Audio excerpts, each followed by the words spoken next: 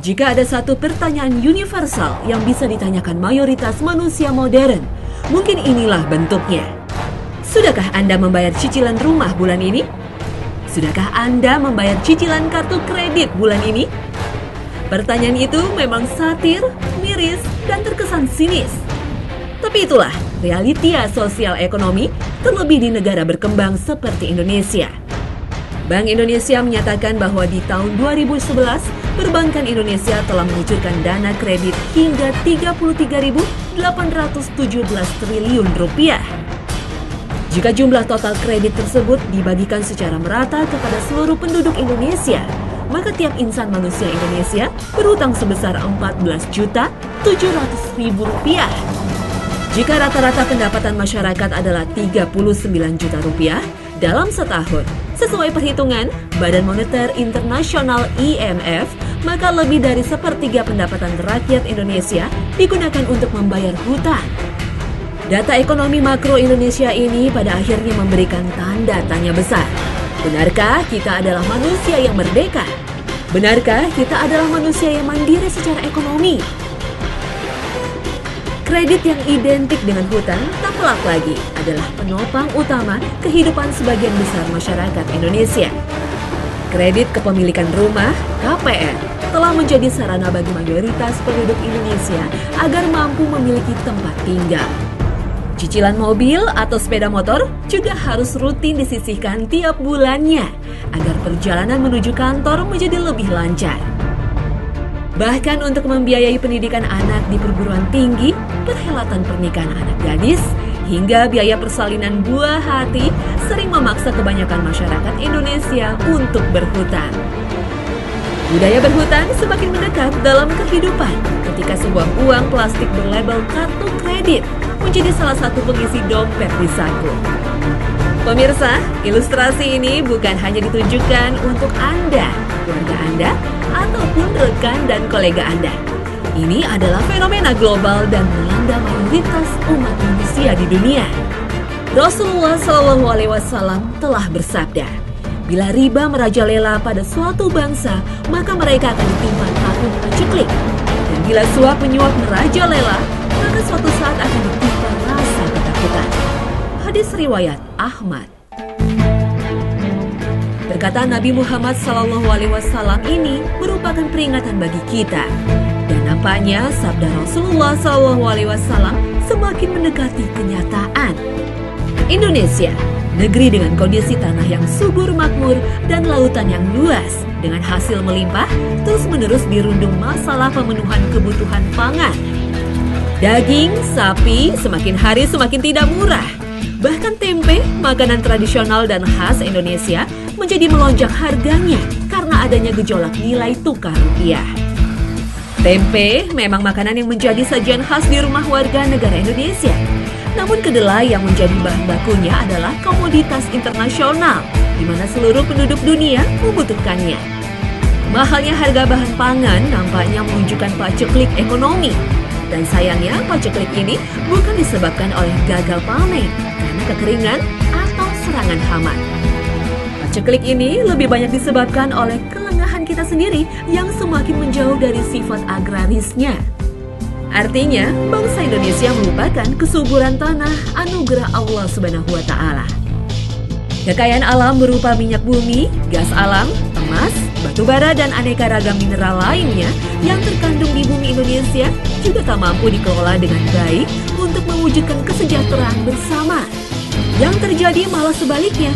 Para pemikir dan ahli ekonomi yang duduk di kursi pemerintahan terus-menerus menambah porsi hutang negara dengan dalih mendanai pembangunan. Hingga bulan Mei 2013, total jumlah hutang luar negeri Indonesia adalah 254.295 juta dolar Amerika atau setara 2.797 triliun rupiah. Sekali lagi, kita mesti bertanya kepada diri sendiri sebagai anak bangsa, mampukah generasi kita membayar lunas seluruh hutang itu? Atau haruskah anak dan cucu kita yang harus membereskannya? Dan ada sebuah pertanyaan tambahan, Cukupkah usia kita untuk melunasi hutang KPR, cicilan mobil, atau angsuran biaya kuliah anak sebelum ajal tiba?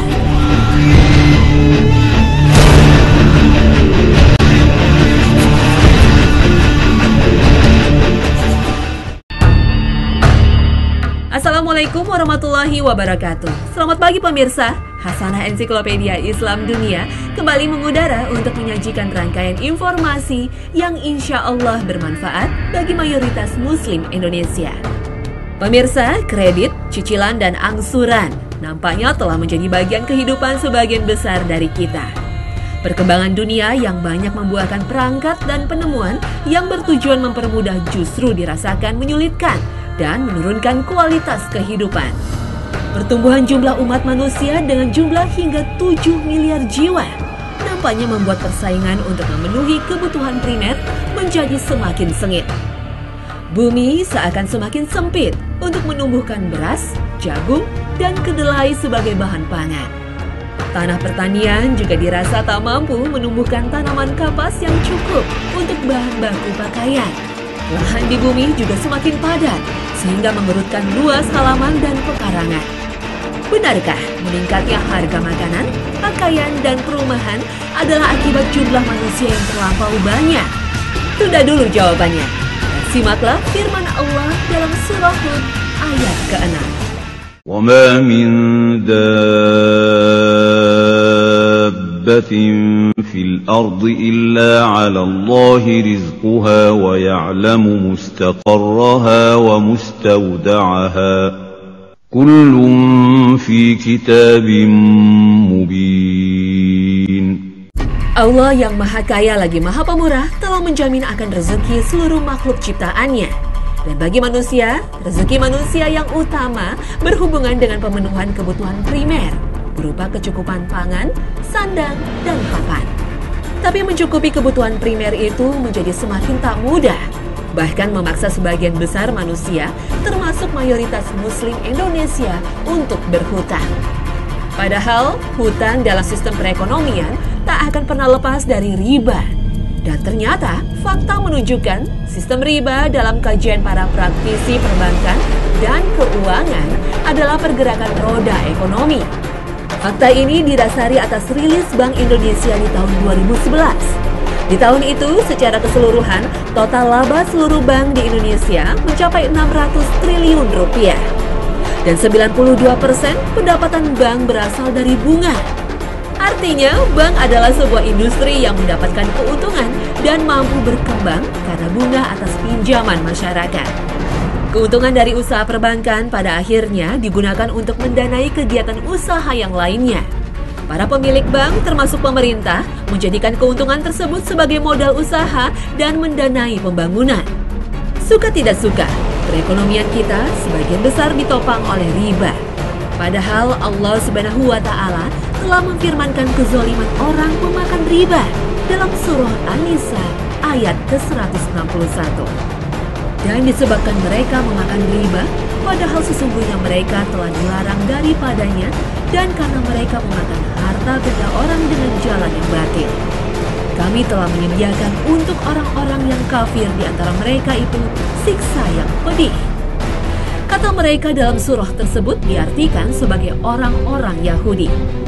Sistem perekonomian dan perbankan dunia yang menjadikan riba sebagai fondasi utama dari seluruh kegiatan usaha dikembangkan oleh segolongan kecil bangsa Yahudi. Issachar Baron Lehman dan keluarga Rothschild adalah peletak dasar fondasi perbankan di masa Renaissance di Eropa yang berkembang hingga ke abad ke-21. Aliran uang riba dari dunia perbankan ke dalam sistem ekonomi Indonesia didasarkan atas data bahwa total laba seluruh bank milik pemerintah di tahun 2011 mencapai 206 triliun rupiah.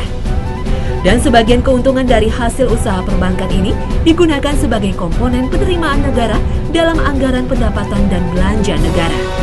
Artinya, keuntungan dari usaha membungakan hutang digunakan untuk membiayai pembangunan sekolah, rumah sakit, bahkan membayar gaji pegawai negeri. Inilah faktanya, betapa riba telah merasuki sendi-sendi kehidupan kita.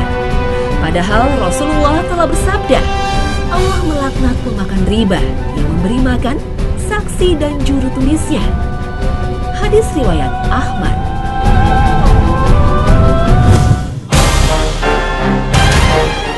Hutang sejatinya bukanlah sebuah hal yang terlarang dalam kehidupan seorang muslim. Hal ini berdasarkan hadis riwayat Al-Bukhari. Diriwayatkan dari Aisyah radhiyallahu anha bahwasannya ia berkata, Nabi SAW membeli makanan dari seorang Yahudi dengan tidak tunai. Kemudian beliau menggadaikan baju besinya. Hutang sesuai dengan teladan Nabi Muhammad SAW hendaknya disertai dengan jaminan. Jaminan itulah yang akan memastikan bahwa kita pasti membayar hutang yang telah dibuat. Kegagalan kita dalam membayar hutang berarti hilangnya sebagian harta yang dijaminkan. Dalam tataran modern, prinsip hutang yang dicontohkan Rasulullah adalah prinsip penggadaian. Gadai dalam konteks sosial kemasyarakatan adalah salah satu sumber dana tunai yang sering dimanfaatkan oleh masyarakat. Ketika tiba masa permulaan sekolah, menjelang datangnya Lebaran, atau musim hajat, masyarakat banyak yang mendatangi pegadaian. Aktivitas mereka jelas menukarkan logam mulia, perhiasan, barang elektronik, dan bukti kepemilikan kendaraan bermotor dengan uang tunai. Sayangnya sistem gadai yang banyak dipraktekkan masih tak lepas dari unsur riba. Hal ini didasarkan atas beban bunga dan biaya administrasi serta biaya penitipan yang membuat jumlah uang tunai yang didapatkan tak sepadan dengan nilai barang yang dijaminkan. Jika Rasulullah mengajarkan untuk memberikan jaminan ketika berhutang, realitas yang ada kini justru sebaliknya. 2 tahun belakangan ini, perbankan ramai-ramai menggalakkan bisnis kredit tanpa agunan atau KTA. Fasilitas KTA nampaknya menjadi produk utama dari perbankan, utamanya bank-bank asing. Usaha mereka merayu para kreditur, dimulai dari menyebar brosur di tempat publik hingga menelpon dengan tujuan merayu calon kreditur. Rayuan maut para praktisi perbankan untuk memanfaatkan KTA sepertinya menggiurkan. Namun bunganya sangatlah mencekik. Para pemasar KTA memang menjanjikan kemudahan pencairan KTA hingga ratusan juta rupiah. Tapi tunggu dulu, bunga atas KTA adalah bunga yang dihitung bulanan, sehingga besarnya bisa mencapai 25% per tahunnya. Jika seseorang memutuskan mengambil fasilitas KTA dan diangsur hingga lebih dari 4 tahun, maka bisa dipastikan ia harus membayar 2 kali lipat dari jumlah yang dipinjamnya. Kepemilikan atas kartu kredit, jika tak dikelola dengan bijaksana, bisa menjerat kita dalam sistem riba. Kartu kredit dengan kesaktiannya bisa membuat kita seolah mampu membeli barang, bahkan yang harganya melebihi kemampuan kita. Perbankan menerbit kartu kredit bisa menyediakan dana hingga 2 kali gaji seorang pegawai setiap bulannya. Kepemilikan kartu kredit bisa menjerumuskan seorang pegawai bergaji 5 juta per bulan seolah-olah memiliki gaji 15 juta rupiah per bulannya. Kartu kredit tak ubahnya sebuah KTA yang memiliki perbedaan bentuk namun sama maknanya. Jeratan riba telah secara nyata merusak tatanan kehidupan manusia. Buktinya nyata ketika seringkali terjadi keributan, pertikaian, bahkan pembunuhan karena adanya aktivitas tagih menagih hutang. Hutang jika dikaji secara mendalam ternyata bersumber dari sifat konsumerisme manusia. Banyak orang merasa menjadi kaya dan mampu ketika di saku atau dompetnya terselip kartu kredit. Dampaknya fatal ketika ia memutuskan untuk berbelanja barang-barang konsumtif yang kebanyakan untuk memenuhi kebutuhan tersier, seperti sepatu kulit mengkilap, kain sutra yang halus, hingga mewangian aroma bunga. Allah Subhanahu wa Ta'ala sejatinya telah berfirman agar tak bergaya hidup boros. Dalam surah Al-Isra ayat ke-26 hingga 27. وَآتِ ذَا الْقُرْبَى حَقَّهُ وَالْمِسْكِينَ وَابْنَ السَّبِيلِ وَلَا تُبَذِّرْ تَبْذِيرًا إِنَّ الْمُبَذِّرِينَ كَانُوا إِخْوَانَ الشَّيَاطِينِ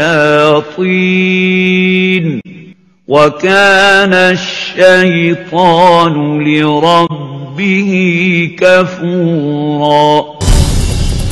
Hutang layaknya pernikahan dan silaturahmi adalah perkara dunia yang bisa membawa kita pada kebahagiaan hakiki atau justru menempatkan tubuh kita dalam siksa api neraka. Diriwayatkan dari Abu Qatadah radhiyallahu anhu dari Rasulullah Shallallahu Alaihi Wasallam bahwasannya seseorang bertanya kepada Rasulullah Shallallahu Alaihi Wasallam, "Bagaimana menurutmu jika aku terbunuh di jalan Allah? Apakah dosa-dosaku akan diampuni?" Beliau pun menjawab, "Ya, dengan syarat engkau sabar mengharapkan ganjarannya. Maju berperang dan tidak melarikan diri kecuali hutang. Sesungguhnya Jibril alaihi salam baru memberitahuku hal tersebut." Hadis riwayat Muslim. Hutang nampaknya akan sulit dihindarkan dalam kehidupan kita. Maka pikirkanlah betul mengapa kita harus berhutang untuk memiliki sebuah barang. Selalu tanyakan kepada diri sendiri, begitu mendesakkah kebutuhanku hingga diriku harus berhutang?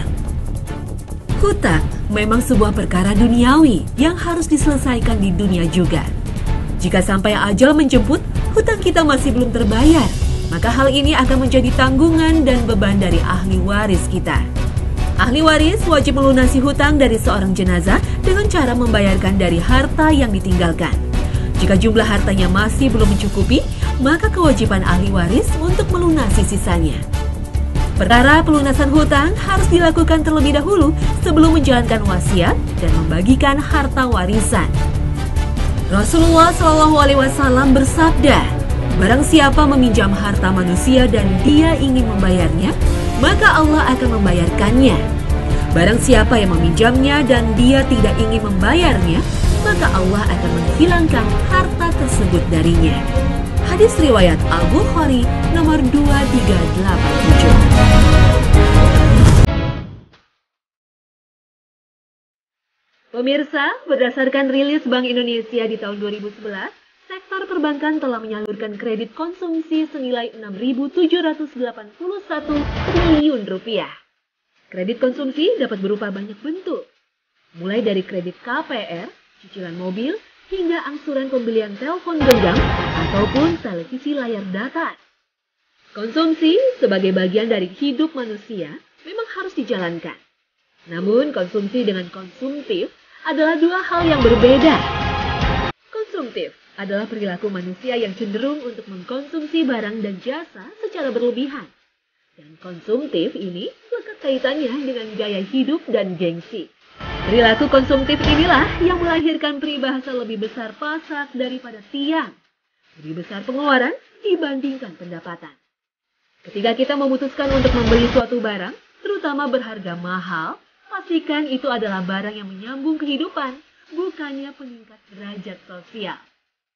Jika sebuah sepeda motor mampu kita kendarai dengan nyaman, mengapa kita memaksakan diri untuk berhutang demi memiliki mobil? Jika sebuah sekolah negeri sudah mampu memberikan kualitas pendidikan yang memadai, mengapa memilih mencicil uang gedung di sekolah bertaraf internasional?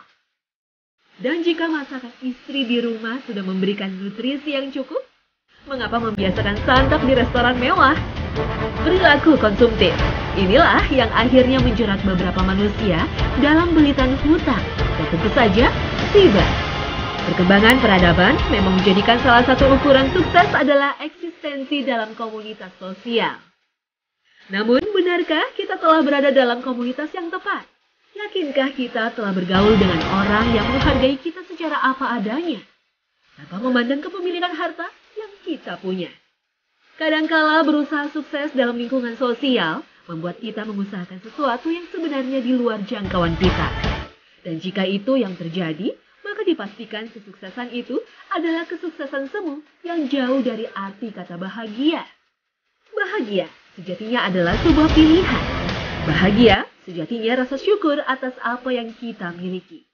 Bahagia tidak akan pernah timbul dari perasaan kagum dan iri atas kebahagiaan atas harta orang lain. Karena bahagia sejatinya adalah sebuah pilihan. Pilihan untuk mensyukuri apa yang kita punya, yang mampu kita dapatkan dengan kerja keras. Kebahagiaan atas kepemilikan barang hanya kita dapatkan ketika kita memiliki sesuatu yang terjangkau, yang sesuai dan yang pantas kita miliki.